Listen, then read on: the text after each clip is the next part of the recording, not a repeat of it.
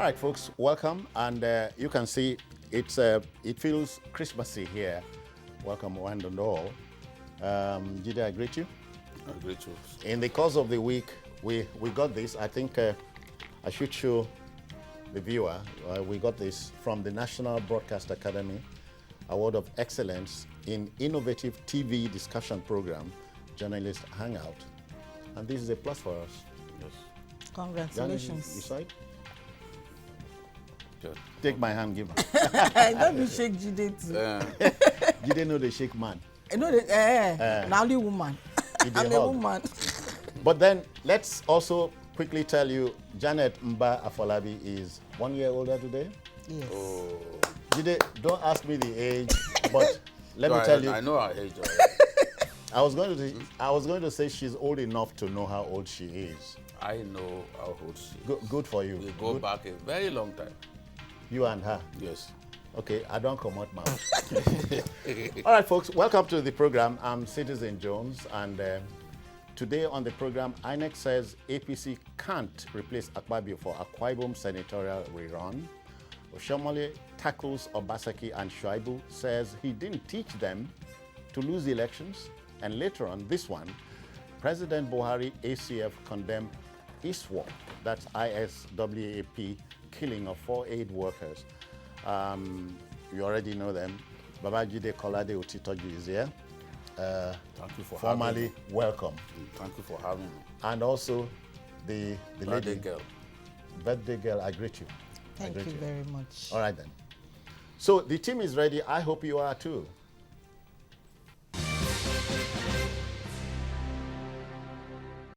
You know, ahead of the senatorial rerun in Esienudem local government area of Akwa Ibom State, the electoral umpire has said Minister of Niger Delta Affairs, Senator Godswill Akpabio, cannot, underline that, cannot be substituted by the All Progressives Congress, APC. According to INEC National Commissioner in charge of voter education and publicity, Festus Okoye, the period for substitution of candidates by political parties had lapsed. Recall that the rerun was ordered by the Court of Appeal following a petition by Akpabio, who challenged the victory of Senator Chris Ekpenyong of PDP. Well, politics, according to late Prime Minister Winston Churchill, is not a game, but an earnest business. Meanwhile, let's remind you, Babajide and other guests saw this coming when the issue came up for discussion on the program last week. Shall we go back in time? Let's share this recall.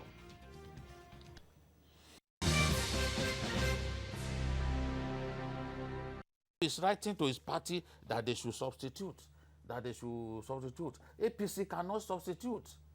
Of course. Akpabio should know better. Really? You can't Of course substitute. they can't. At this stage, Akpabio's name will be on that ballot. Whatever vote people give him is wasted. Because the period for substitution is over. But his letter, he was citing some sections. Which section? No. Let us wait. I think Let's wait till that time. I think it was you. I think the base. You see, it's not dead now. There are, you see, you can, if you win a primary election, you can choose to not contest. But you have to write to your party. The party will not Notify your party that, look, I don't want to be part of this election. Then INEC must get 45 days notice. for the election. This is an election mandated by the court. It is not a normal election. It's not a regular election. And it's within 90 days that the court expects you to. Okay. Remember since when the court gave the judgment.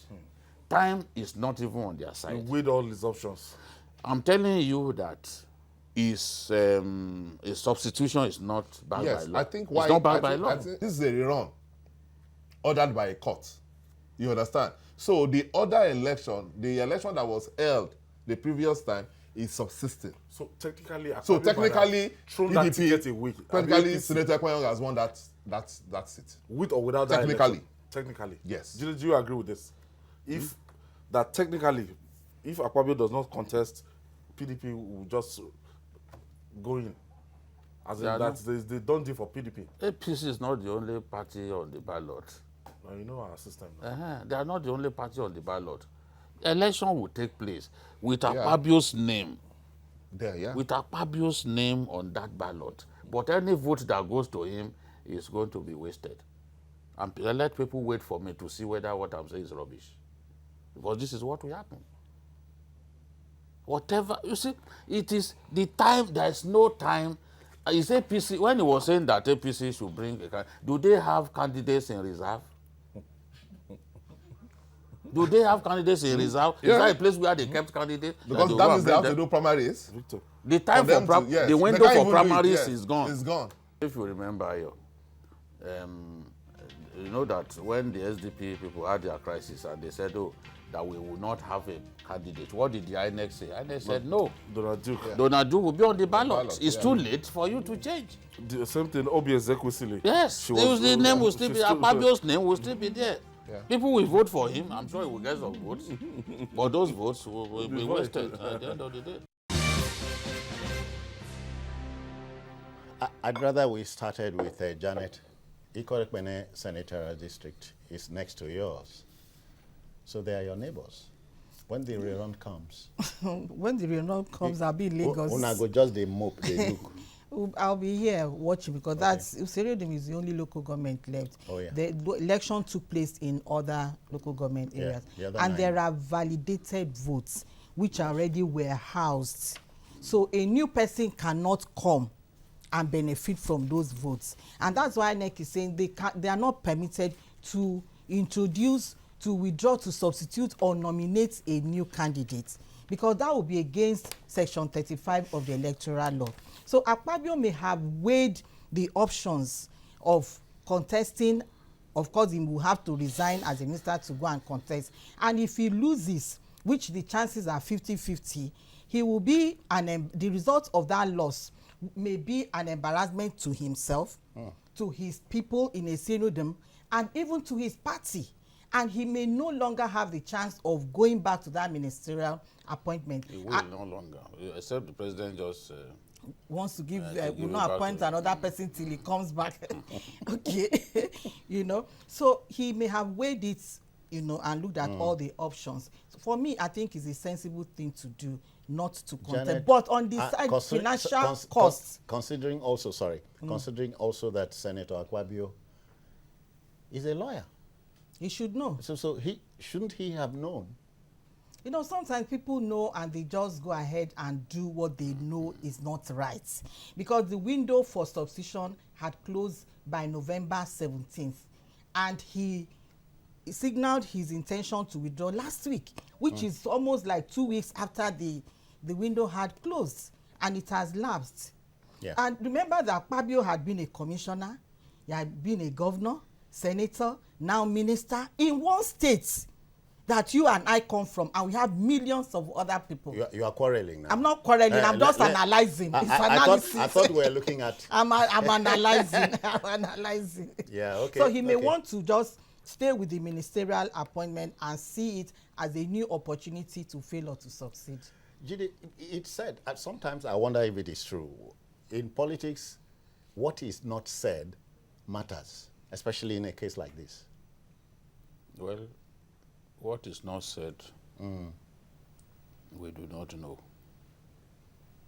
We are much more interested in the spoken word. What is said in this case? Yes, Akpabio said he was going to contest, and he banked on the fact that there's about 105,000 registered voters from the Senudim. But in the main election, the national election, accredited voters came to just 19,000, which means that something is wrong with the number of voters in that place. They probably do not exist. And as we have always appealed to INEC, there's a need to clean up the register. There are many people who do not exist who are on the register because we didn't see them on election day. And then he tried to get the appeal court to admit the 61,000 votes that he claimed INEC didn't assign to him. Yeah. And the appeal court said no. The record of accreditation that INEC provided does not support the 61,000 votes that you are talking about. So he lost his bid to have the 61,000 votes that he generated included in his tally. In his vote tally.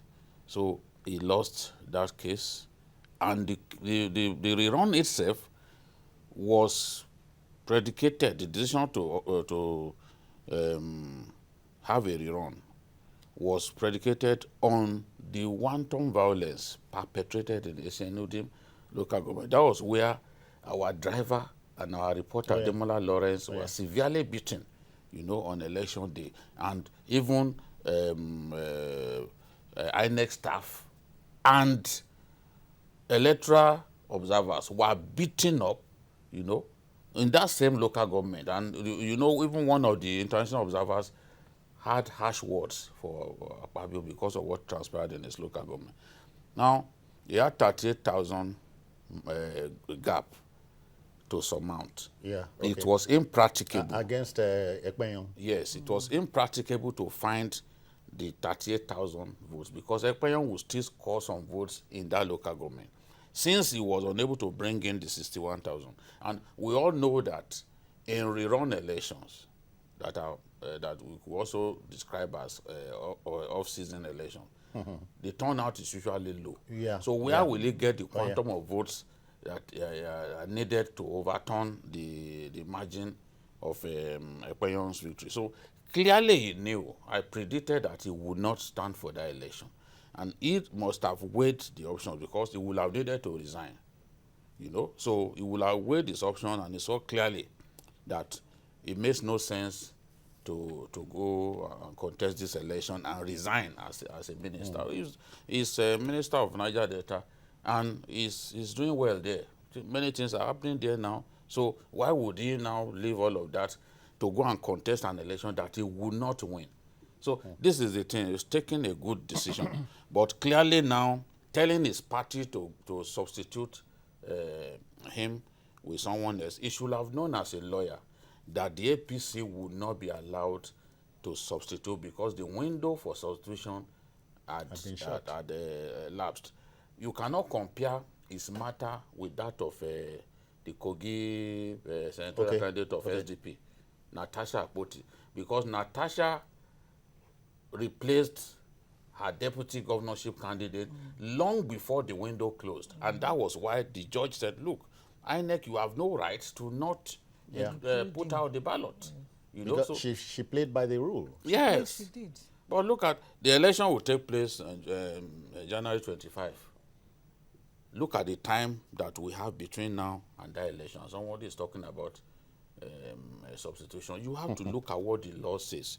The INEC is saying, look, a new candidate cannot inherit the votes warehoused on the validated votes in the other local governments, that is 9 local governments, and cannot participate in the rerun election in Esianudim local government.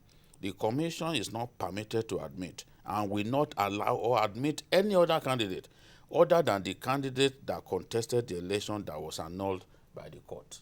So this is INEC's verdict, and this is what will happen on election day. Janet, there's an overhang here. Politically speaking, we say the process is still dirty, but those who know will tell you and I that politics is not a dirty game, it's serious business, meaning you play by the rules and so on. We must go back there. Did Akpabio not know it was going to end up like this? Sometimes it is not the man himself, but those hangers-on, Oga go, things like that. Akpabio may not have known that it was going to end up like this, because maybe at that time he wanted to actually contest the election, the rerun. He wanted to take part. But as he weighed the options of the ministerial position and the rerun, he saw that the Niger Delta position may be a bigger opportunity for him. He saw that the Niger Delta position may be a bigger opportunity for him to touch the lives of the Niger Delta, not only Akwa Ibom people, because if he goes as a senatorial candidate, it's only for his senatorial district. But now he has a bigger platform to touch the lives of the Niger Deltans as the minister there. So perhaps that is why. And he also knows in his heart that it is a 50-50 game. He does not have 100% assurance that he will win that election. So he just thought, it's like playing. You are being generous to him. Yeah, somebody who lost 9 out of 10 local government, he will now get the votes to surmount. To him. So you are being generous and say 50-50 so for be where? accused of being this thing, So he may have weighed all of that and saw that it's better for him to just respect himself and remain where he is. Maintain the level that he is and the lane. So, Bob, give or take, whether or not he's contesting, the show must go on. The election will go on, as INEC has said, and APC will not have a candidate. So he has now denied APC an opportunity to win a senatorial election in that place. So APC will have to wait for 2023, whether they like it or not. Okay, Jide is still holding the thread, making the process in this country foolproof and so on, so the international community won't always sit back and wonder at this old man still toddling, politically speaking. I was reading where the INEC chairman said we are due for electronic voting.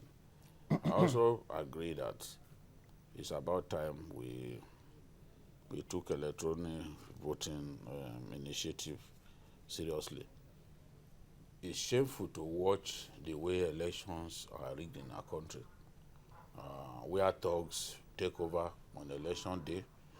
They decide where votes count and where votes do not count. I mean, this is wrong. There's nowhere else that is wrong. And we are not supposed to be buying votes the way we are doing. I saw some Nigerians describing what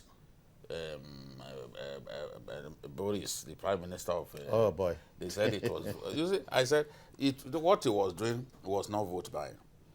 What he was doing was that he was delivering supplies already paid for by the people. So what they do to try and appear like servant leaders is they will go and meet those supply companies and they will give them the routes, areas where they need to deliver. When the moments are very crucial. So you now see that on the eve of election, you suddenly see your prime minister to be at your door delivering the groceries that you had paid for to you. So some people called it, we went to Liz and delivered milk. Milk, so cheap, nobody will sell his conscience for the price of milk in that country. So Nigerians thought, oh, they are doing vote buying, but it's not vote buying.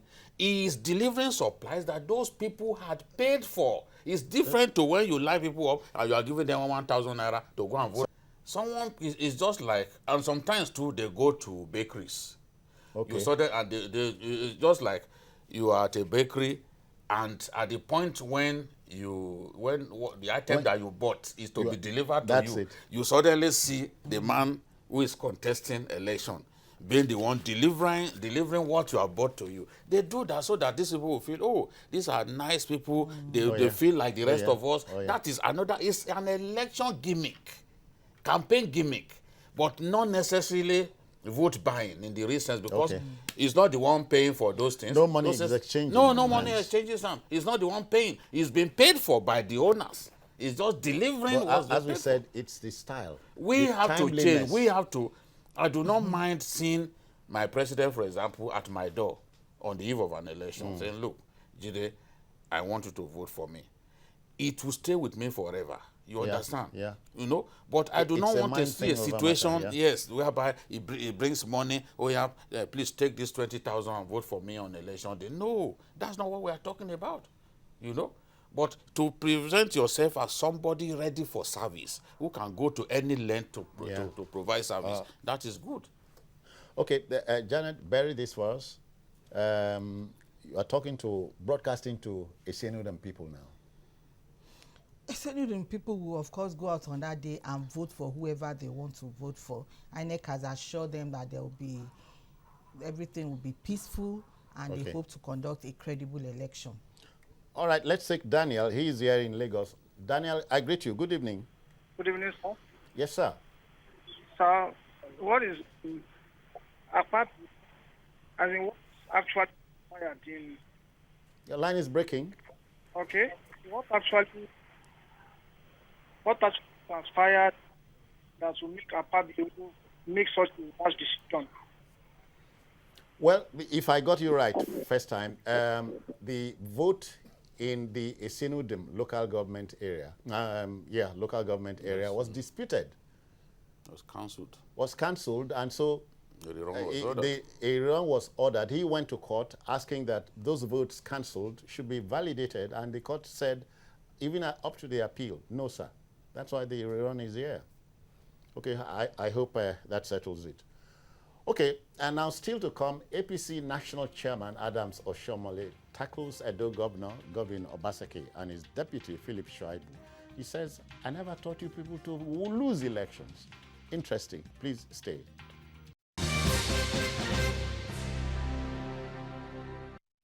All right, let's go on. You know, good old Edo State, like a problem child, attempts to take our collective breath away.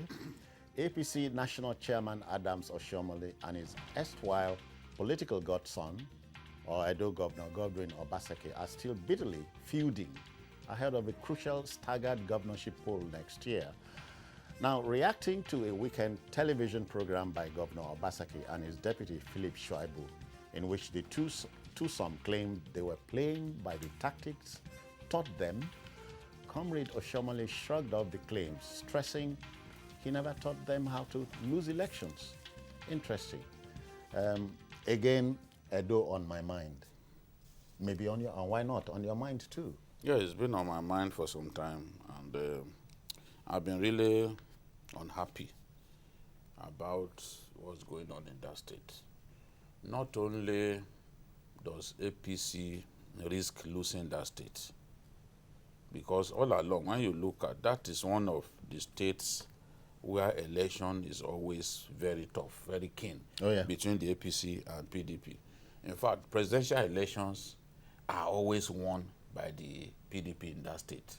And the governorship elections too are always very close. If you look at National Assembly, and the PDP has 2 senators, APC has 1.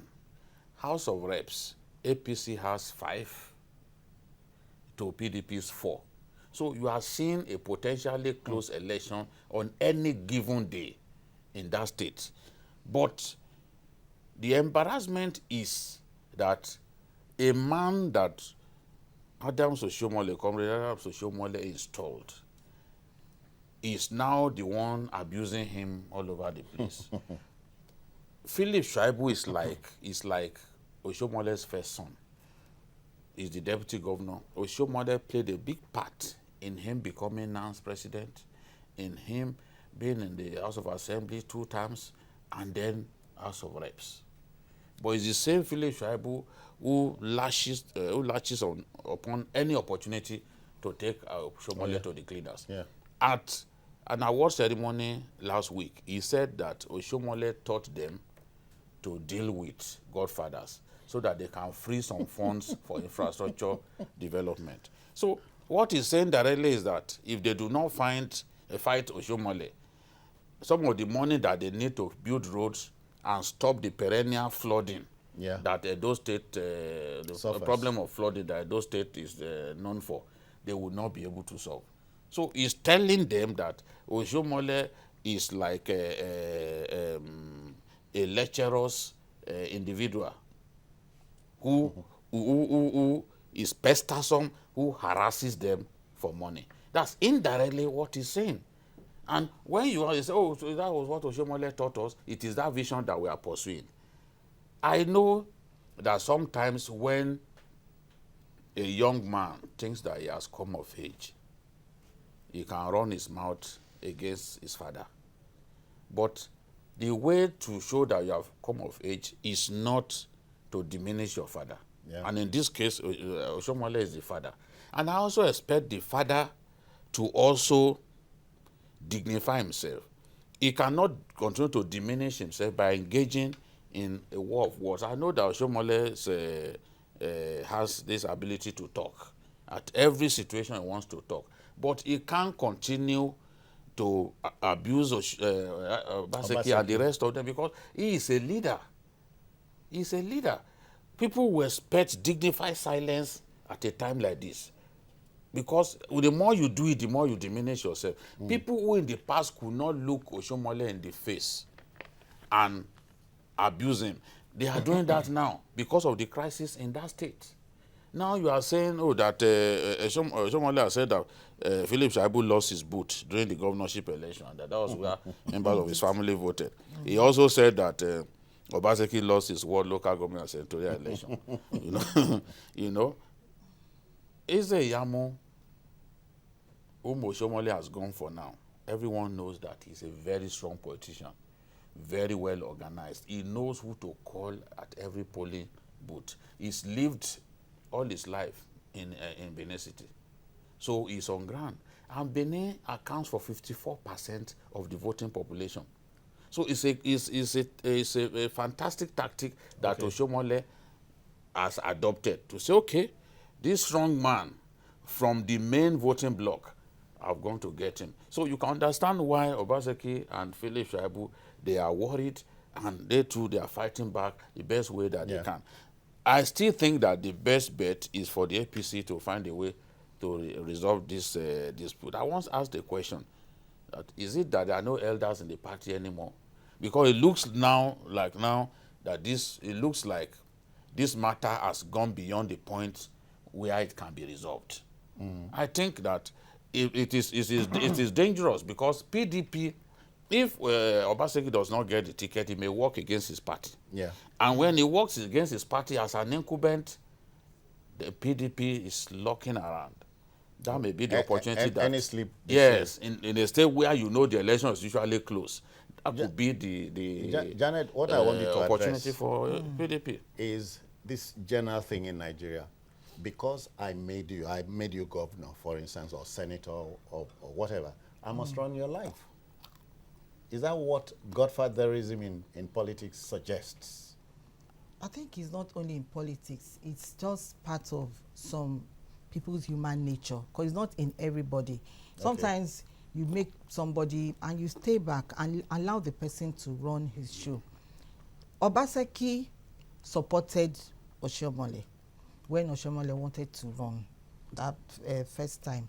He was at its launching. He, according to sources, he even gave him serious financial support. So Oshiomhole won. Oshiomhole won and naturally supported him too to take over from him as a trusted ally. However, it is so unfortunate that this kind of deep vested interest between the two of them is causing a battle that may make the state lose for the everyday Edoman woman. Yes, because they know so much about each other.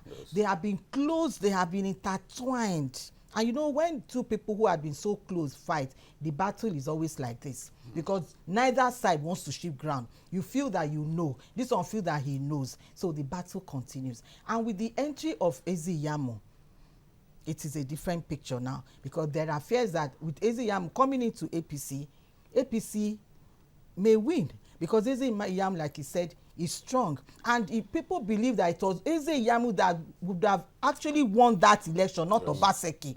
But because of the power of incumbency from Oshiomhole, that is why Oshiomhole did everything, allegedly, to make sure that Obaseki, who had supported him, is also being in power.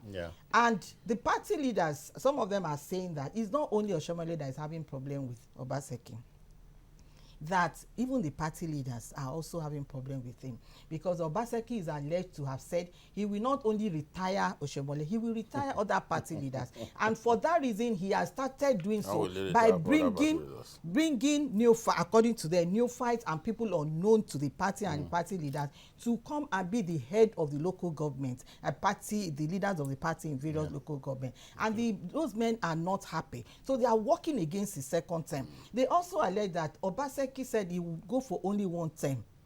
But because of security votes that comes monthly, that money is not accounted for. How many governors go for one term in Nigeria? They always say that when they reach there, and see the honey in the pot.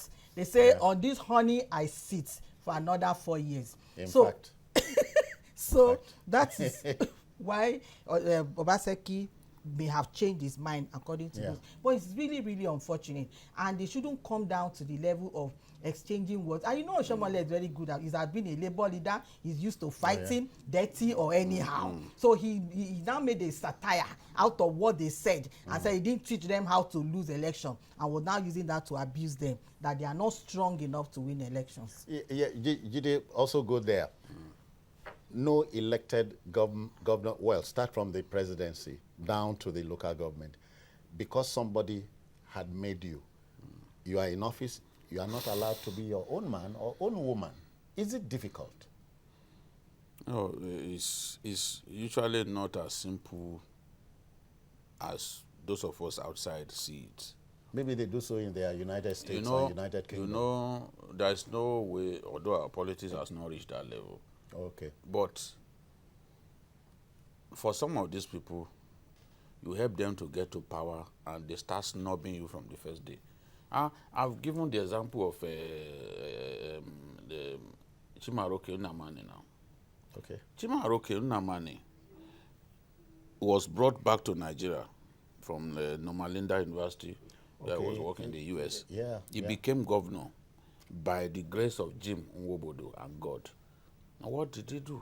Shortly after he became governor, he didn't want to see Jim Nwobodo. When he too... Well, something must have triggered it. Then immediately he too then imposed his then Attorney General to replace him.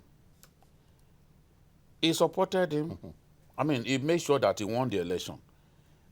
From the day that that guy was sworn in, he began to fight everybody who belonged to the Ebiano group, including the likes of Gazimora, Egboneku, or Gazimora, who used to write all those fantastic pieces for the governor. He started fighting them from the first day. He started fighting Chimaroke Nnamani from the first day. So these things happen. That's the mustachioed former governor of Enugu State, past governor of Enugu State. Sullivan Chime. Sullivan Chime. Yeah. It was, I said, from the first day in office, he shut out the man who put him there. So we don't know what happened between these two men. But I remember that Obaseki, if they had left, if Oshiomhole had not tampered with the process and he left them alone, there was no way Obaseki would have won the primaries. No way. Because in the primaries, we had bigger politicians. People like the deputy governor, that in fact a lot of the commissioners in his cabinet supported the deputy governor. That thing split Oshiomhole's cabinet. Most of them refused to back Oshiomhole because they didn't want this man. Now, you did everything possible, he became governor. And now he's fighting you. The first term has not even ended. Many of them do it during the second term when they are sure that they've received that ticket, second term ticket. But in this case, he did not even wait for that first term to end. Janet just told you he promised to go just for one term. No. We have no evidence of that. We have no evidence of that. We know even Jonathan was said to have declared that he would do one term, and he said they should provide evidence. Nobody till today could provide evidence. Yes, if you say something in maybe during chit chat, as long as it's not in black and white, yes, nobody can hold you for it. You can even be sued. So this is the thing. Oshiomhole and this man, what we are seeing. In fact, Oshiomhole was said to have told people that it felt like a dream to him. That because this fight, he couldn't have imagined that it would happen. And it's all because he just wants, Oshiomhole wanted the party to organize, the party at the center to organize primaries in the state.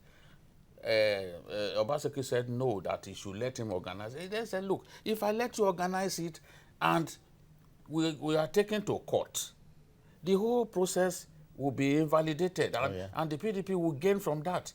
That is the source of their quarrel, from what I have been told by people. And remember too what happened. in the assembly. Oshiomhole clearly had more people in that assembly that won the election. And he sensed that, look, why should Oshiomhole control the House? He then got some of his own supporters, 9 of them or so, to do a kangaroo election of the speaker in the dead of night. And not in the chambers. In the dead of night. They came and held the thing, did the election, and immediately after the election, they went to see the governor in his private lodge. So how can you do an election that throws up the minority as speaker of the state? And the rest of them have said, look, we have nothing to do with this.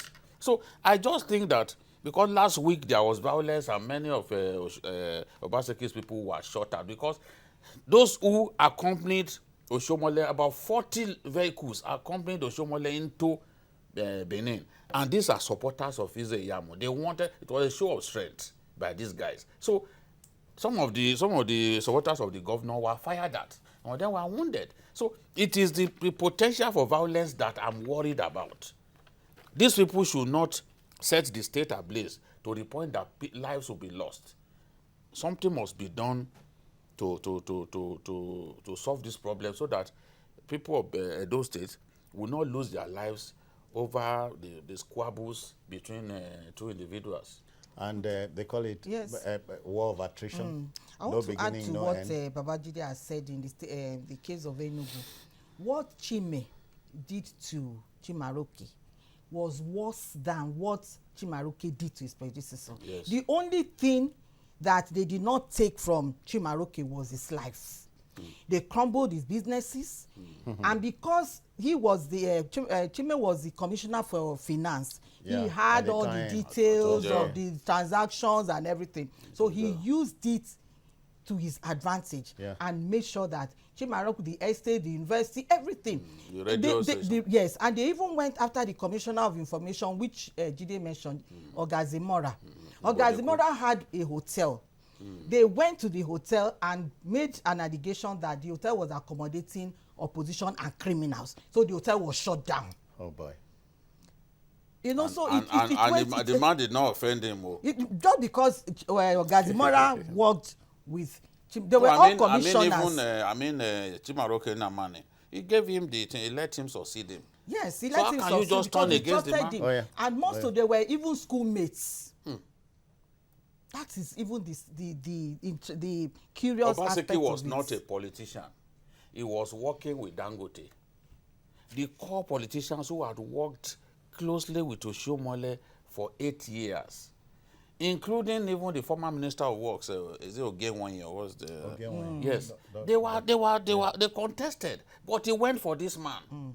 It's like what the Yorubas will say, Ori Walomu, that those people now that he stopped them from succeeding him, they are the ones whose heads are now fighting Oshiomhole now, because whether we like it or not, this is the biggest political battle that Oshiomhole has had to face. You can say people cannot that they lost their polling unit too in the past. Even his own in his own constituency is being represented by PDP in the past, even in the House of Assembly. So he should not even bring that one. So now, how does he come out of this? He has to be very careful, because he is also trying to mobilize governors against Oshiomhole. You can see what happened the last time when some people started. They were sharing 1 million. Oh yeah. Yes, for Oshiomhole to be removed. You know, so Oshiomhole knows that this is the battle of his life. And the truth is, when you speak with both men, nobody wants peace. Even the governor hardly admits that there is a quarrel. Yes. So, and when you fail to admit that, look, that this quarrel is there, that means you don't want people to intervene and solve the problem. Yeah, Janet, but it's when the thing leaves government house to the streets, the people are at each other's throats. Yeah, because because both camps have support. There is direct and indirect consequence of this they are fighting. Yeah. on the people, on the development of Edo State, because they are all concentrating on their interests. They are no longer working for the interests of the people of Edo State. They are pursuing their goals, their values, and their divested interests, to the detriment of these Edo people who really need the benefits of democracy. So I think the two sides, Oshiomhole should respect himself as a leader and not reply every time that Obaseki talks, because Obaseki, Shuaibu is most of the time Shuaibu is the one that is talking. This deputy, and Obaseki was saying that they warned him against Shuaibu, but now he and Shuaibu are best of friends, that they share values and they don't argue over decisions. You know, so they should not bury whatever dirty politics and think the people of Edo State. In fact, makes me remember the words of former American President Ronald Reagan. He said he had been told, don't forget he was an actor who veered into politics. He had been told that politics bears a resemblance to the oldest profession. Don't mention it. I don't know the names, but but they bear some semblance, you know. Yes, that's why politicians hop from bed to bed. Okay, is that what I intended to say? But who is sustaining that business? It's the oldest profession, but who is sustaining it? Okay, maybe that's another. Maybe you have something that we don't know. Right? Maybe you know what we don't know. Otherwise, I think the first duty of a man is to think for himself. Like it or not, gentlemen, there's life after politics, after government house. When you win an election and you are accusing the man who made you to win of being able to win only through violence, you are now saying that the election that brought you into office was the result of violence and thuggery and all that. And lacks electoral integrity. Yeah. So that's what he's saying without knowing. Okay, as is just to help mold opinion, though. Make up your minds, but we wish Edo well, because Edo, I get told, I don't know they carry last until now. Okay, you know, the Boko Haram insurgency is not only a national nightmare, but a country's potential Achilles heel.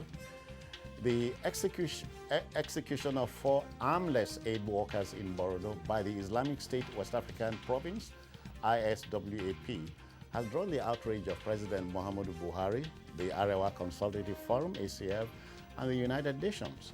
The hapless workers, including a woman, had been abducted in July 2019 on their way to a remote community in the northeast region to provide humanitarian support for Boko Haram victims. The president is talking tough, even as a besieged citizenry is not sure of what happens next. The air is saturated with anxiety. Jide. There's so much anxiety.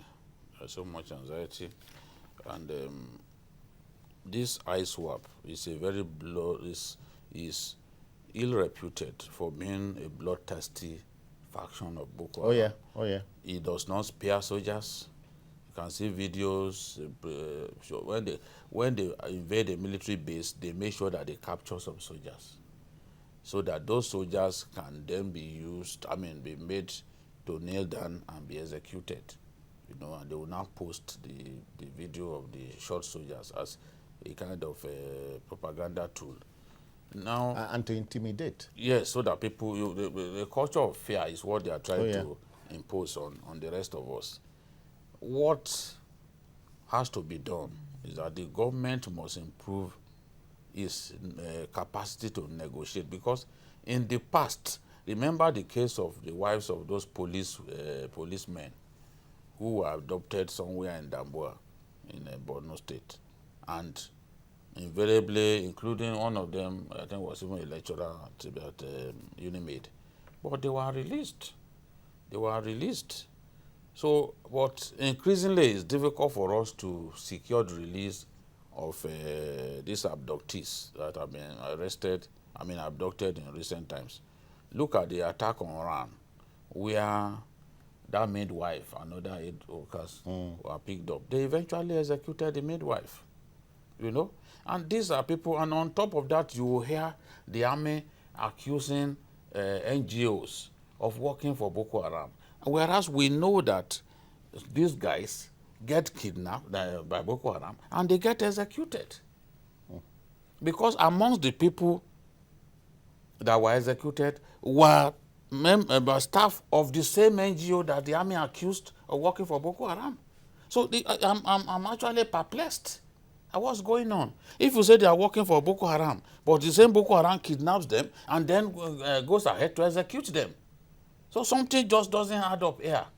And then the Damaturu-Maiduguri highway has now become a place, a highway through which Boko Haram continues to kidnap innocent people. There's no way people will not commute between the two states. This is where this lecturer and 10 others who were kidnapped. 24 hours after these ones were executed, Boko Haram showed a video of 11 more persons. And those guys were picked up on the Maiduguri-Damaturu highway. Yeah. So is it that people cannot move around freely again? Of course, people will need to move between the two states. And the Damaturu airport, the cargo airport, they've not even started using it. So people must use the highway. We need to secure the highway so that this constant kidnapping of people on that Damaturu road will stop. Otherwise, these guys will just continue to kidnap innocent people and killing them. And then you have bedlam. They are looking for soldiers and policemen. But in the process, they grab anybody that they can find. And then parade them and say, okay, come and pay ransom for these people. Yeah. And government is reluctant to negotiate. So at the end of the day, it is the lives of these people that they will take. It's really unfortunate. Janet, but it is said when a situation becomes this tough and tense, you take risks. Who is taking the risk? The state must take risks. Yeah, don't you share the sentiment? I do. Even the coordinator of humanitarian, Edward Callon, he said he's saddened, he's outraged, and it's understandable because these humanitarian workers, they are trying to save lives. They are trying to provide vital assistance to about 7 million people who have been affected by this crisis in Yobe, in Adamawa, and Borno. And Damaturu and Maiduguri road is a major, in fact, the road is like Lagos and maybe Bafo side. You don't have option. I've passed that road, I can't count the number of times, but thank God it was not when this thing was like this. Because you don't have option, but people must go to Maiduguri, people must go to Damaturu on a daily basis. Yes. So many things are connecting them. So these humanitarian workers should not be discouraged, they should not be targeted, although the Boko Harams, they see them as an obstacle, they see them as hindrance to their mission, because they feel that these humanitarian workers are not allowing them to go on their mass destruction projects. These particular people were going for a feeding on a health project to go and feed people who are hungry. And if they don't get the food, many of them are already dying. If you see some pictures, you think that it's Sudan or Somalia, but this is our country. And these people are helping. Yes. So why would they now be denied the answer? Why would they now be punished? Why would they now be facing consequences of atrocities that they did not commit? Just because they want to help, just because they are on a selfless mission. Perhaps that is why the president too is angry and saying that the government will do everything to make sure that those that are still with the Boko Haram people, that they will be released. And you know that these ISWAP people, they went this bad after they pledged alliance to ISIS, Islamic State of in 2015, and because they have friends and members around the neighboring countries, so they become very strong, and they have no mercy. This is what I meant when I mentioned it is time to take risks. The president is embarrassed, everybody is, so we must take certain risks, Jide, at this point. Well, maybe we not necessarily risk, because now, I use it as a loose term. Well, you see, we will say we don't want to negotiate with terrorists, but we've negotiated with them in the past using third parties the Red Cross, and even I think the Swiss government also, you know. So we just have to open channels of negotiation with these people. We can't be watching humanitarian workers being killed. There's nowhere that this happens that it does not stir outrage. How many of these humanitarian workers will be killed before we do something? Because it sends a clear message that we have not won the war, that we have not cleaned up the area, that we have not made that area safe. If humanitarian workers will be killed in the manner that they are being killed, many of them will give up the work. And we can see from what happened in Burma that time, the huge case of malnutrition in Burma that the Medicine Sans Frontiers exposed. We were able to, the government was able to now move into that area and save lives, because the NGO discovered that every day kids were being buried right inside the IDP camp, because there was a big problem of malnutrition. Some of them you saw their pictures, it looked like pictures taken in another country. So it was their efforts that exposed that to us. So they are doing a good job bringing succor to so many of these displaced and traumatized people who in any case can't even go to their homes. These people would like to go to their homes and begin to farm and not depend on government or anybody. But those areas are not safe. Even the military will not allow you to go to some of those areas because those areas are not safe. So they are in IDP camps, but they have to be fed inside the IDP camps. They have to be given medicines inside the IDP camps. And this is what these guys are doing. The midwife and the other people who are now being killed by Boko Haram. And of course, you know the little girl from Dapchi is still there, Leah Sharibu. Oh, yes. Sharibu, yes. Yeah. She's still there. But the happy thing is that we are told she's alive. Yes, but how much longer? Because I'm sure their patience is wearing thin. Because they must have felt that after a while, Nigeria will play ball and this guy will be released. But we are reluctant to negotiate. Before we go without it, you recall at a time we discussed the negotiation between the government in Zamfara and bandits. But we also emphasized that when those negotiations break down, it's like going back to the drawing board. So you are saying, yes, if need be, let's negotiate with terrorists. We have negotiated with them. Means all the Chibok girls. If military campaign cannot bring people back alive, what do you then do? The Chibok girls that we have released, we got them released because of negotiation. We didn't release them through military means. No, we have bombed everywhere. We have attacked them. We don't even know where they are keeping them. So we then decided to negotiate, and the government secured their release 2 times. So the same government that has negotiated in the past and succeeded in securing the release of Chibok girls has to go back and do the same thing in respect of other Nigerians who are still being held by ISWAP. No Nigerian is inferior to the other. If you could secure the release of Chibok girls, then go ahead and fight for the release of these other people. They are Nigerians. We can't watch them to be wasted like flies, the way Boko Haram is doing. Honest, these are really times that try men's souls, as they say. We must pack it all in for today and the week, but not before saying happy birthday to Janet one more time. Thank you. Make the most of it. Yes. Okay. Enjoy your day. And I'm thinking Nigeria. Please drink Nigeria. I do the same. I don't have any other country. Okay, Jide, 9 days to go to Christmas. Yes. So wish you I'm well. looking forward to it. Maybe I'll do it in the Northeast again. Last year, I spent Christmas in the Northeast. Maybe I'll go back there. And why not?